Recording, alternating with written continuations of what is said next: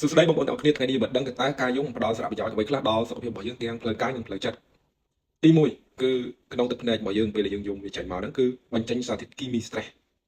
នោះគឺ cortisol កាលណាយើងបញ្ចេញសារធាតុគីមីដែលធ្វើឲ្យយើង stress ហ្នឹងគឺជាការកាត់បន្ថយភាពតឹងតែងនៅក្នុងរាងកាយរបស់យើងជាពិសេសគឺខួរក្បាលរបស់យើងអញ្ចឹងធ្វើឲ្យអារម្មណ៍របស់យើងស្រស់ថ្លាជ្រះថ្លាជាងមុនទី2គឺបញ្ចេញសារធាតុបំបត្តិការឈឺចាប់ជីវរូបនៅក្នុងរាងកាយរបស់យើងតាមបែបធម្មជាតិនោះពេលដែលយើងយំហើយរាងកាយរបស់យើងនឹងបញ្ចេញសារធាតុបំបត្តិការឈឺចាប់នោះគឺ oxytocin និង endorphins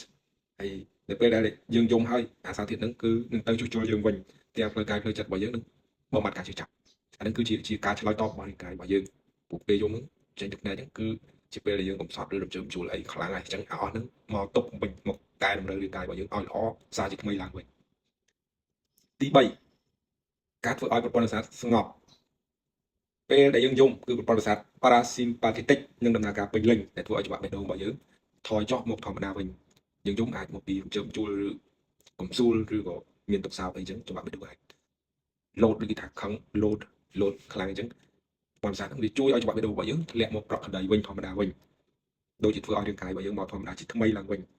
អញ្ចឹងពេលដែលច្បាប់បេះដូងយើងមកធម្មតាគឺធ្វើឲ្យរាងកាយរបស់យើងនឹងធូរស្បើយដូចបានសម្រាកពីរឿងអ្វីមួយដែលហត់អញ្ចឹងអាពេលហ្នឹងអាចធ្វើឲ្យយើងញញឹមដោយមិនដឹងខ្លួនសើចដោយមិនដឹងខ្លួនហើយបើសិនជាយើងគេងក៏គេងលក់ស្រួលស្កប់ស្កល់ផងដែរផលល្អបន្ថែមទៀតចំពោះសុខភាពមានដូចជាទឹកភ្នែកនេះពេលណាដែលយើងយំគឺប្រៀបដូចជាការលាងភ្នែកព្រោះទឹកភ្នែកហ្នឹងគឺជាសារធាតុលីសូស៊ីនដែលជួយសម្លាប់បាក់តេរីក៏ដូចជារក្សាសំណើមភ្នែកយើងផងដែរមួយទៀតអាហ្នឹងពេលដែលយើងយំគឺយើងទទួលបានការមើលថែការលើកទឹកចិត្តការគ្រប់គ្រង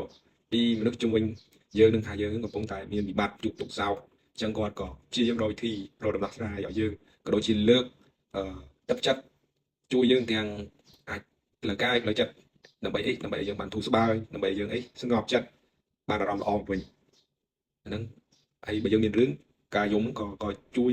រកអ្នកមកវិញ្ញាចរឿងរ៉ាវដឹងឮបន្ថែមទៀតដែរអរគុណសម្រាប់ការតាមដានវីដេអូបងប្អូនកុំភ្លេចជួយ share មួយផងហើយ